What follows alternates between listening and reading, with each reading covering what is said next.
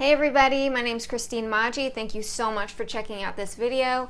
I've had this idea for this channel for a really long time. I'm really excited to finally be doing it. This channel is going to be geared toward students or other people who are interested in becoming a designer as a career. I know when I was going to school and when I was getting my first couple of jobs, there was a lot I didn't know about working in the industry.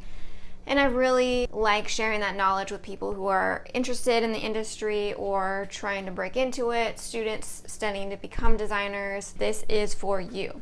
So for this first video, I wanted to start out with more of a general overview about what it's like to be a designer. Should you be one? What kind of things do you need to become a designer, and is it the right career path for you?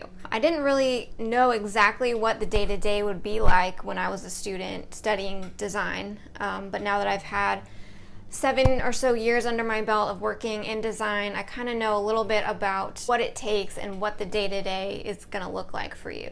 The first thing you need to know is exactly what is design. Now, I know there's been books written on this, and there could be tons and tons of stuff to say here, but basically design is solving a problem in a meaningful way. Probably the number one misconception about design is that it's just making things pretty.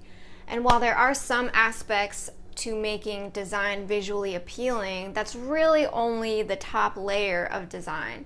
It goes much deeper than that. But ultimately, what matters is if it solves a problem. Another thing design is not is art. We need art, we love art, we need to appreciate beauty, and that's why we love things like music and movies, going to the theater, going to a gallery, and being in awe of these beautiful pieces of art. But that's not really what design is. Art is something that makes you feel something that's up for a lot of interpretation. It oftentimes is art for art's sake. While design can be beautiful, that's not the point of it. Design is not art. Similarly, you can't think of design as something super personal towards you as a designer. You are not creating things for yourself most of the time. It's for a client or the company that you're working for. You're not designing things just because you like them. You're actually solving problems on behalf of another person or another company. In order to be a designer, you really need to be able to put yourself aside, think in terms of the ultimate viewer, the audience, or the user that's going to be using the design, looking at the design, and that's really who you're working for, not yourself. So if you're thinking about being a designer, you may be wondering if you need to go to college, if you can teach yourself, if you can just kind of wing it and see what happens.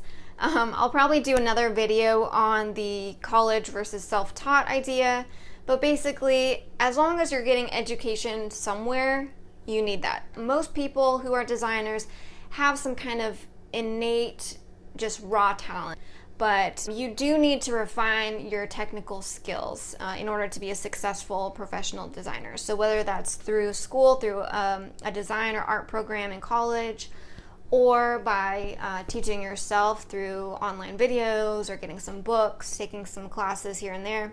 So as long as you have something, I think you can be successful, but you do need some sort of design education.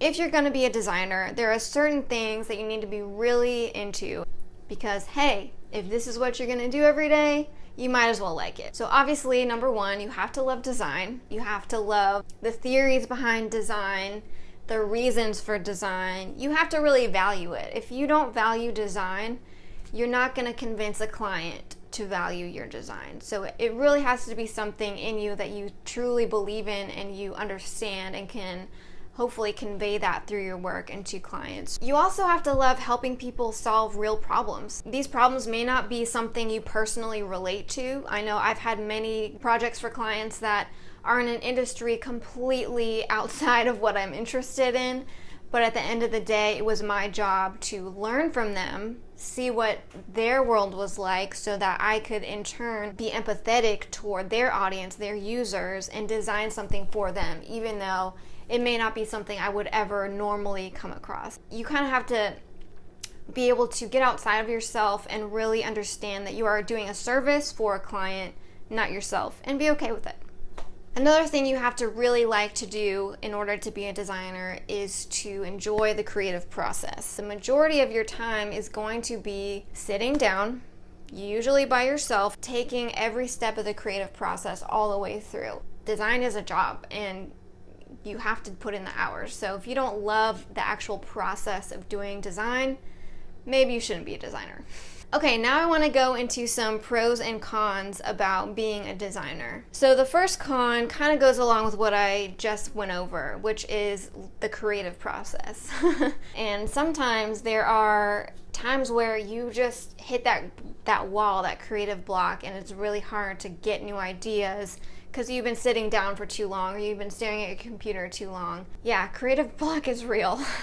Another thing which I also kind of went over is that you're working for other people, not necessarily yourself. And if you love design just for the aspect of creating things that you personally find beautiful and appealing and that you love it because it's your personal signature style going out into the world, that's awesome. But for the most of us, we are doing design on behalf of other people. And, not everyone likes that. All right, so now to the pros of being a designer. First of all, you get to use your own creativity and using that innate gift that you have of seeing things and seeing systems and wanting things to be useful and better looking and more successful, using that and applying that to actual problems in the real world. It's really satisfying when you've completed a design and then it either goes to print or the website goes live or the app goes to the app store and people are actually seeing it and using it and solving the problem that you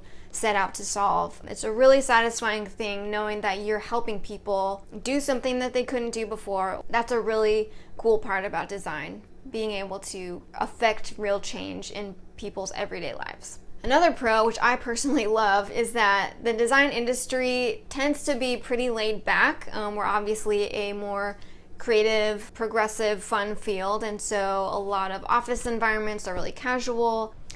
Another pro is that the design community is awesome. I've met so many cool people just in different networking events, different clubs I've joined. Everyone's just super cool and laid back. I don't know if it's like that in other industries, but I really like how tight-knit the design industry seems to be. Another thing I want to go over is what to expect in your sort of day-to-day life as a designer. If you teach yourself design or if you go to school, they don't necessarily teach you what to expect, just like an average day on the job. So I wanted to kind of go over that. Although a lot of the time is spent doing the creative process, whether it's sketching or mocking up a full design comp or making revisions on a design. There's also going to be some regular office stuff. So whether that's emailing your clients, meetings with clients, especially in the beginning of the process, you definitely need to meet with your client, whether that's in person or over a phone call or a video call.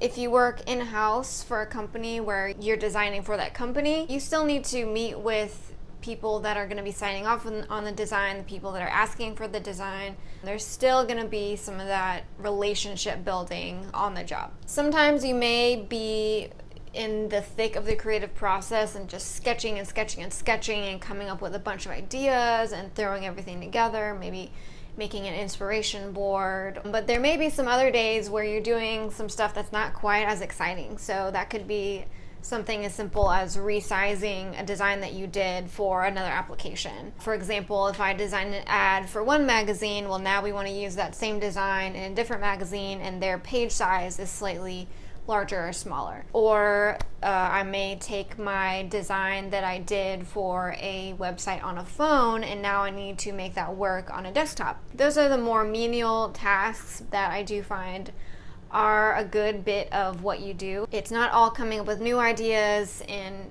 really getting down to the nitty-gritty of the design problem at hand, but there's other smaller, less exciting things that you're also going to have to do on the job. And sometimes it's honestly nice to be able to do something that doesn't require as much creative thinking and sometimes it's nice to just have a break and let your mind just kind of numb out for a while. Just kind of nice to have that mix. So with all of this, I hope you know more about what it takes to be a designer, what you can expect working as a designer in the industry. Thank you guys so much for watching. If you like this video, please give it a thumbs up. I'd really appreciate it. I'm just starting out. I'm really hoping to make this a bigger channel. I'm gonna have videos on all kinds of things related to working in design, how to find a job, what people are looking for in an interview, what types of careers are there for designers, how to get your foot in the door, how to get in the tech industry if you're traditionally trained in graphic design. All kinds of stuff. I'm really excited to share, so if you're interested, I'd love it if you would subscribe. Otherwise, hopefully you'll find me again, and can't wait to talk to you next time. Thank you so much. Bye.